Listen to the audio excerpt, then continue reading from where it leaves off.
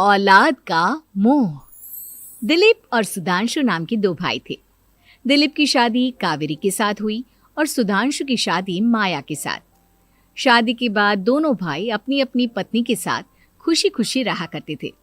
दोनों भाइयों के परिवार एक ही घर में रहता था। साथ में खाना, साथ में घूमना, कुल मिलाकर दोनों भाइयों का परिवार खुशहाल परिवार था। कुछ सालों के बाद दिलीप की पत्नी कावेरी को एक बेटा हुआ। भैया, आज मैं बहुत खुश हूँ। चाचा बन गया हूँ मैं। हाँ भाई साहब, इस बच्चे के घर में आने से तो रौनक आ गई है। मैं सबको बताऊंगी कि मैं तो चाची बन गई हूँ, चाची। तुम दोनों कितने अच्छे हो। हमारे बच्चे के आने से ऐसे खुश हो रहे हो जैसे ये बच्चा तुम्हारा ही हो। बस भैया, अब आपका बेटा इस दुनिया में आ गया ना, हम भी कोशिश करेंगे कि हमारा भी बच्चा जल्दी से इस दुनिया में आ जाए। और फिर आपका और हमारा बच्चा दोनों मिलकर दिन भर घर के आंगन में खेला करेंगे। कितना मजा आएगा ना। सच कहती हो माया, मैं भी उसी दिन का इंतजार कर रही हूँ जब तुम्हारी भी गोद भर जाएगी और मेरे बेटे को एक छोटा भाई या बहन मिल जाएगी। 1 साल बीत जाता है। दिलीप और कावेरी का बेटा अब 1 साल का हो चुका था, लेकिन सुधांशु और माया की कोई औलाद नहीं होती। माया, लगता है कि हमारी जिंदगी में बच्चे का सुख ही नहीं है। ऐसा क्यों कहते हैं? दिलीप भाई साहब का बेटा भी तो हमारा ही बेटा है ना। तुम्हारी बात बिल्कुल ठीक है माया, लेकिन फिर भी हमारा खुद का एक बच्चा होता तो कितना अच्छा होता। हाँ, कावेरी भाभी भी हमेशा कहती हैं उन्हें अपने बेटे के लिए एक छोटा भाई या बहन चाहिए। लेकिन देखिए ना, हमारी तो किस्मत ही कितनी खराब है। हमारे तो सारे ट्रीटमेंट भी फेल हो चुके हैं। डॉक्टर ने भी साफ साफ कह दिया है कि तुम कभी माँ नहीं बन सकती। वही तो सुधांशु, बहुत बुरी किस्मत है हमारी। लेकिन माया, हम अपनी किस्मत को इतना क्यों कोस रहे हैं? हम दिलीप भाई साहब के बेटे को अपने बेटे की तरह ही प्यार कर सकते हैं ना। हाँ जी, बिल्कुल सच कहा। मैं भी वैसा कर सकती हूँ। चाची हूँ, उसे छोटी माँ का प्यार नहीं दूंगी क्या? कुछ दिनों के बाद दिलीप का एक दोस्त दिलीप से मिलने के लिए आता है। अरे क्या बात है दिलीप, बधाई हो बधाई। और घर तो काफी बड़ा है तुम्हारा। वैसे तुमने अपने बेटे के बारे में क्या सोचा है? भैया, और क्या सोचेंगे, बस उसे पढ़ा लिखा कर अफसर बनाएंगे, उसकी पढ़ाई पर खर्च करेंगे। अरे भाभी, आपकी तो इतनी सारी प्रॉपर्टी है, आपको किस बात की चिंता? ले देकर एक बेटा ही तो है। अरे नहीं दोस्त, तुम गलत समझ रहे हो। इस घर में मैं और मेरा छोटा भाई दोनों रहते हैं। इस घर का आधा हिस्सा मेरे छोटे भाई का है। अच्छा, कितने बच्चे हैं तुम्हारे छोटे भाई के? भैया, उनके साथ ना कुछ प्रॉब्लम है। मेरी देवरानी कभी माँ नहीं बन सकती। अरे फिर किस बात की चिंता? अरे मैं तो कहता हूँ अपने बेटे के भविष्य के बारे में सोचिए ही मत। बस ये घर उसके नाम करवा दीजिए।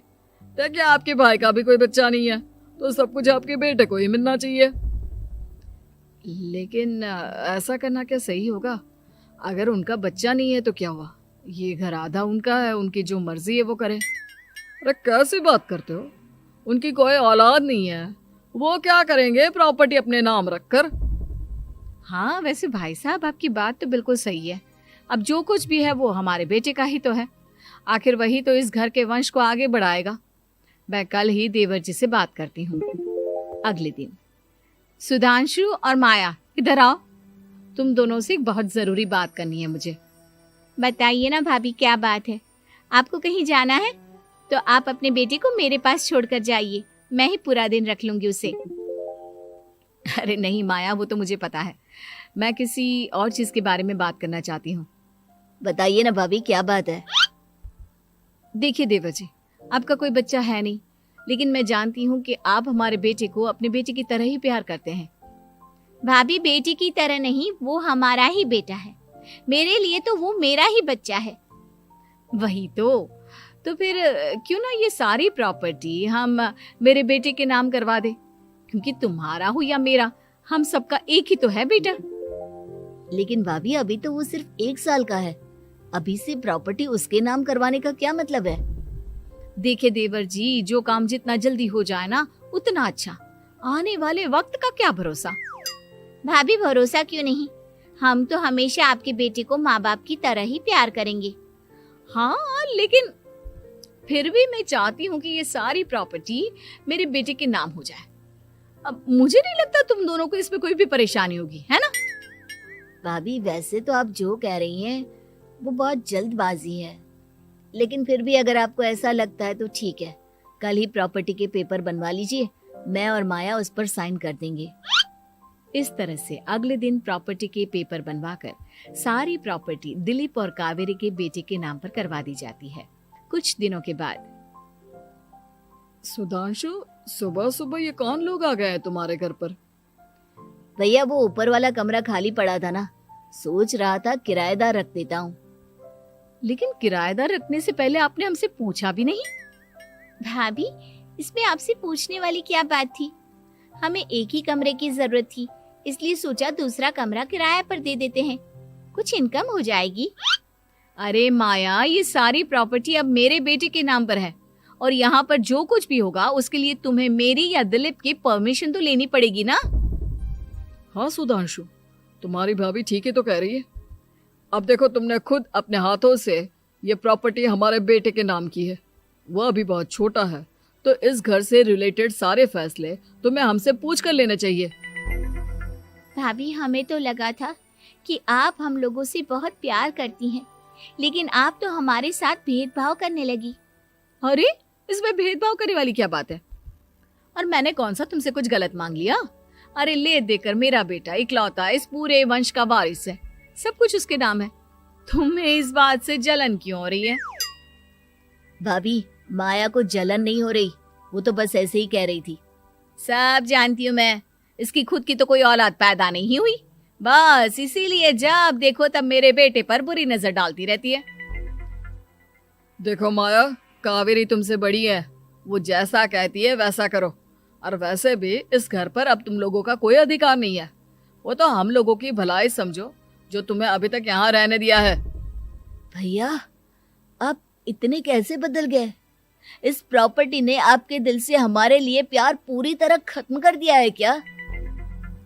इसी तरह वक्त बीतता जाता है और देखते देखते दिलीप और कावेरी का बेटा प्रणव 25 साल का हो जाता है और उसकी नौकरी लग जाती है। पापा, आज मेरा अपॉइंटमेंट लेटर आ गया है, मैंने सिंगापुर में जॉब ज्वाइन कर ली है।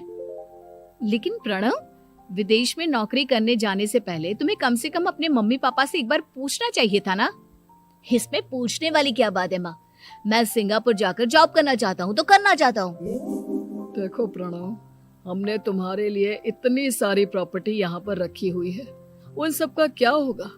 यहाँ रहो, बिजनेस करो। सॉरी पापा, मैं यहाँ रहकर कोई बिजनेस नहीं करने वाला, और ये जितनी भी प्रॉपर्टी आपने मेरे लिए संभाल कर रखी है ना, ऐसे ही किसी को दान में दे दीजिए, क्योंकि मैं सिंगापुर से वापस इंडिया आकर कभी नहीं रहने वाला। दिमाग खराब हो गया है तेरा, जानता नहीं तेरी वजह से हमने तेरे चाचा चाची से लड़ाई करके पूरा घर तेरे नाम करवा दिया था। हाँ तो ऐसा करने से पहले आपको सोचना चाहिए था ना। और मम्मा, मैं तो वैसे भी उस वक्त 1 साल का था, मेरा इस मैटर से कोई लेना देना नहीं है।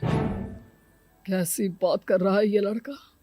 अरे तेरी वजह से अपने छोटे भाई से दुश्मनी लेकर बैठा हूं मैंने तो उसे घर से भी निकाल दिया। जानता नहीं तू, बाजू वाले घर में एक छोटा सा कमरा किराए पर लेकर रहते हैं तेरे चाचा चाची, और ये सब मैंने तेरे लिए किया। देखिए पापा, आपने जो कुछ भी किया अपने लिए किया। मैंने आपसे कब कहा था कि मुझे ये प्रॉपर्टी और घर चाहिए? और वैसे भी अपने भाई के साथ इस तरह का बिहेव करके आपने कोई अच्छा काम तो किया नहीं। तू सही कह रहा है बेटा, हमने तेरे चक्कर में अपने छोटे भाई जैसे देवर और बहन जैसी देवरानी को इस घर से निकाल दिया। बहुत बड़ी गलती हो गई मुझसे। ठीक है मॉम, तो अब आप अपनी गलती सुधारो, लेकिन मुझे तो फॉरेन जाना है, मैं वहीं जाऊंगा। अब आगे क्या करना है ये आपका डिसीजन है। और प्रणव सिंगापुर जॉब करने के लिए चला जाता है। कुछ दिनों के बाद जब दिलीप और कावेरी को अपनी गलती का एहसास होता है तो वो सुधांशु के घर पहुंचती है। सुधांशु, माया, हमें माफ कर दो, हमसे बहुत बड़ी गलती हो गई। क्या हुआ भाभी? आज इतने सालों के बाद आप हम गरीब लोगों के घर क्या करने आई हैं? भाभी, हमने तो खुशी खुशी अपने भतीजे को सब कुछ दे दिया, अब हमारे पास कुछ भी नहीं बचा है। भाई, मुझसे बहुत बड़ी गलती हो गई। जो तेरे जैसे भाई को मैंने प्रॉपर्टी के चक्कर में घर से निकाला और जिसके लिए मैंने ये सब कुछ किया, वो खुद ही विदेश चला गया। भैया भाभी, जिस बेटे के लिए आपने हम लोगों को इतनी तकलीफ दी, आपस के प्यार को बिगाड़ा, जब वही आपसे दूर चला गया तो आपको इस बात का एहसास हुआ। लेकिन माफ कीजिए, अब हम आपके साथ रहने के लिए उस घर में नहीं आ सकते। नहीं नहीं माया, ऐसा मत कहो, मुझसे बहुत बड़ी गलती हो गई। प्लीज वापस चलो, मैं वो घर फिर से तुम्हारे नाम कर देती हूँ। भाभी, मैं उस घर का क्या करूंगी?